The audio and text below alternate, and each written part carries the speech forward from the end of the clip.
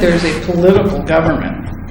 So keep in mind that there's a political government at all times anyway, but a lot of times Westerners want to see a religious hierarchy. That they want to know, like, who's the Pope of Islam, kind of thing. They don't quite come out and ask that question, but I can see as they're probing, they're wanting to know what's the hierarchy. And actually, the lack of hierarchy is something I think we appreciate. And then on the other side, though, the lack of hierarchy can cause problems because somebody can sort of declare themselves. I could toss out any title I want. There's a person here in the United States who's declared himself something like the Grand Mufti of Islam in America, and I thought, I didn't vote for you. So anybody can just kind of give themselves a title and say, this is what I am. And there's nobody that can say, stop, pull it back. No. But, so there's charitable organizations called the Waqf, and a lot of the zakat and the various payments that are made towards charity will go to that, and then that could build up a foundation for a hospital, a school, an orphanage, help for people who are on the Hajj, that sort of thing. Water. It's interesting. Have any of you been to Istanbul? Because there's these great water fountains that look like, how would you describe it? It's almost like a decorated sort of half tower. It's like a room. It's this beautiful, this facility. You can't go in it, but it's like this water tank that's been covered up with a building, a small building with tiles and decorations and carvings, and you will see on that, donated by so-and-so, and it'll be carved in Arabic that so-and-so, the great scholar of 1352, and his family down to this 11 generations have maintained this water fountain because safe drinking water is an issue anywhere. And so families will also give money generation after generation after generation, say, we will maintain this fresh water at this corner in Istanbul. And so it happens that way. You probably have other things you want to say. Well, there are two questions here. One is the question of religious authority in Islam, and classically that was regulated by the ulama, the scholars of Islam, and it was never regulated, of course, in some kind of official way where the scholars would have an official organization, but rather they would be mutually self-recognizing and would have studied with other literate people, which is what gave them authority in the religion. And so the scholars were organized into the 4 schools of law, for example, and they would, in a particular country, cooperate with each other.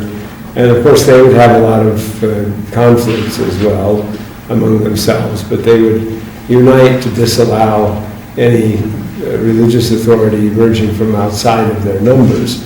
And there were ways in which religious authority could be renewed by people coming from the outside. For example, wild Sufis like Ahmed al-Tijani in 1781, who said he had met the Prophet in waking life. So he short-circuited the need to have a chain of transmission from authenticated people by claiming to have had a vision where he met the Prophet not in a vision but in waking life. And then that created a lot of controversy at the time, but eventually the Tijaniya Sufi order was just woven into the orthodoxy of the different places, and that remains very strong and widespread even now.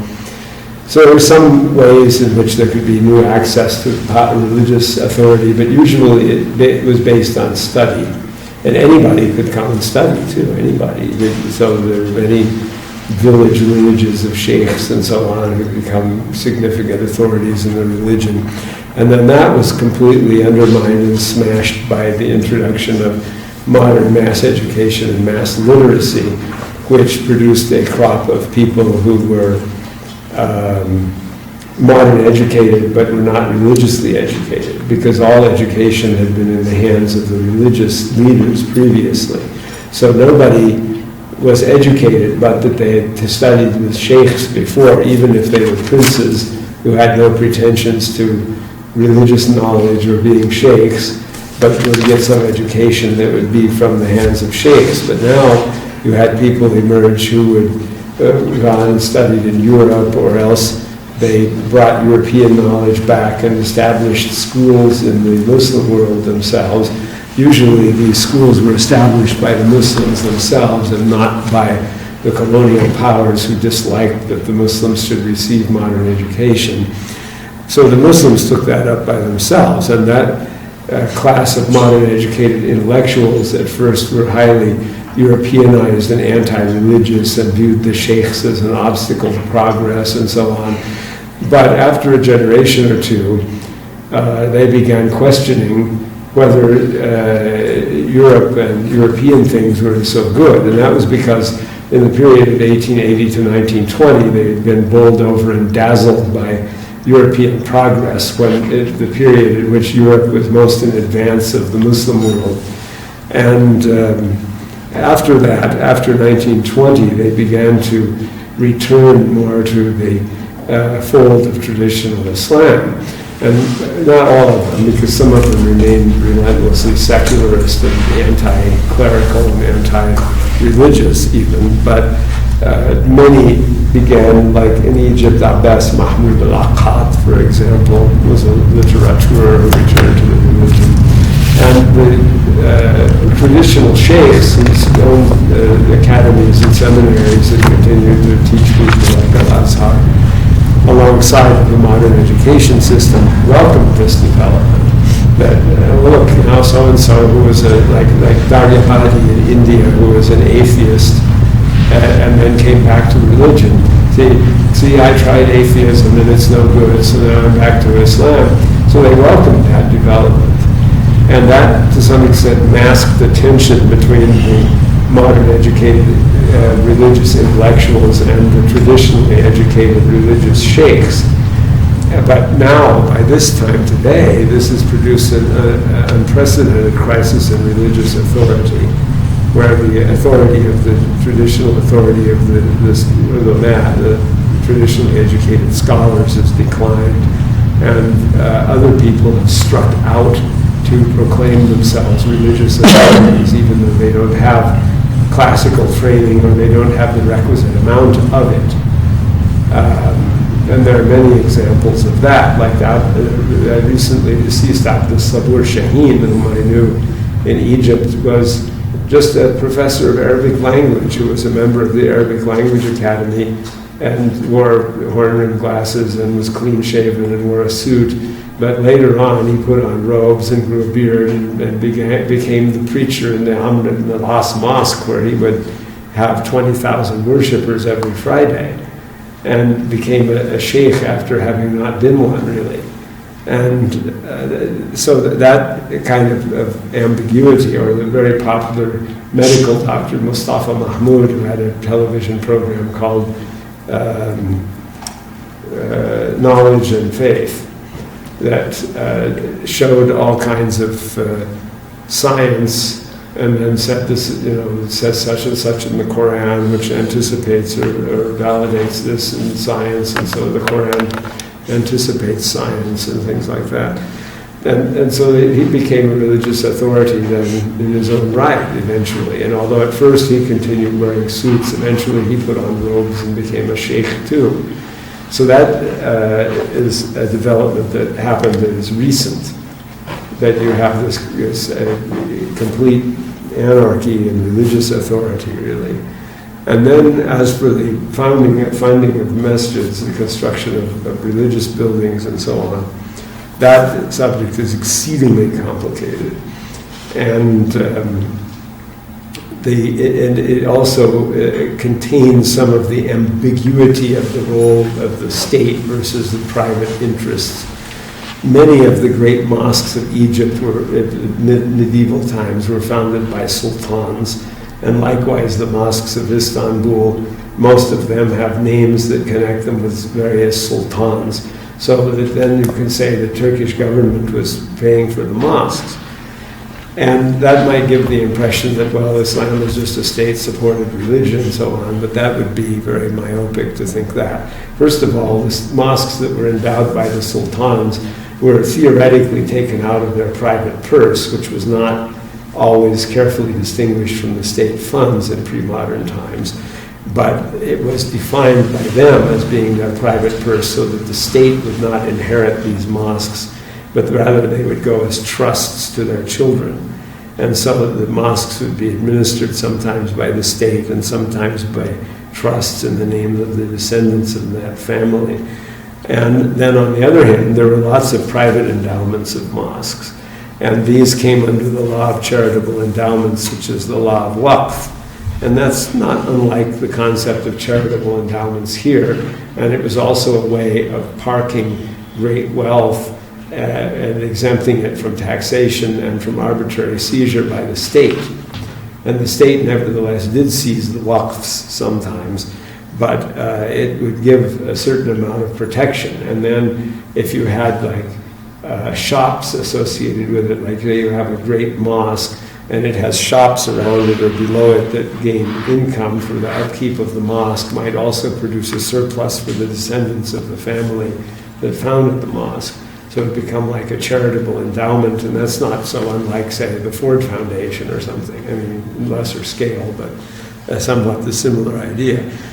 And so you had some mosques under control of the state and others not, and then the state never centrally controlled who preached in the mosques, really. That was all under the control of the religious leadership. But along comes the modern state, and you also have a transformation that takes place whereby the state becomes more intrusive about who is preaching in the mosques. But the state, because the Muslim state is essentially weak, and remains weak even to this day, was not able to take control of all of the mosques. And even the mosques it would control, it would still have to resort to the religious leadership for preaching.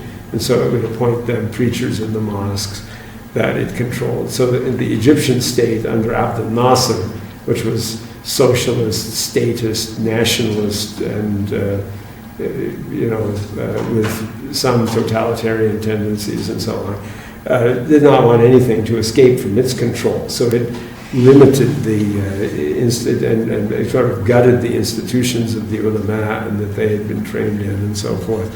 But with regard to the mosques, it was principally in control of, say, maybe 8% of the mosques in the country that were big ones and so on. But most of the mosques it just had no control over, and it still doesn't. No, but and make a point clear, like the point should be clear that even though the state has control of the mosque, it doesn't mean because the state cares about the religion, it's just so whoever's preaching does not attack the ruling regime. So it's a matter of control, because most of the, as was clear from the revolutions that happened recently, most of the regimes are secularist and don't care one way or another. Well, for example, in Egypt, I was invited to preach in a very large mosque there that has like space for 4,000 worshippers, Dar al-Arqam in Medina Mosque, that I attended, and I befriended some of the people there. And they gave me a great, big, huge Quran as a present and so on. And I did lecture. I gave just a talk in it. But they wanted me to give the Friday sermon when there would be all the people there. And they said, we want you to give the Friday sermon, but because we've had to register this mosque under the state, so we have to go ask permission from the state authorities for that. And actually, I was quite frightened at the prospect of having to give the sermon in Arabic to 4,000 people. I mean, that was daunting, although I thought that I should accept because it would be a unique event and because I wanted to rise to the challenge also. And I thought I could do it, but I was a little daunted by it. But the state refused. They denied permission for that. Yes. And so that illustrates it. Yet, on the other hand, and even though the Mufti is your close friend, so. Yeah, but that wasn't the Mufti that did that. It was the people at Dar al-Arqam. And yet some of the sheikhs there are, pretty anti-state, nevertheless. So that's the other thing, is the state can't actually control the scholars that are supposed to be a consonant with the state. And every now and then they would get some particular sheikh who would be very friendly to the president. Like there was Hassan al-Bakuri, who was friendly to Sadat, and Sadat endowed a school for him, some kind of school of a certain kind of religious studies and so forth. And so some of the sheikhs would be seen, because they're part of the elite of the country, as going along with the state. But in general, throughout Muslim history and down to the present, the scholars have not done that.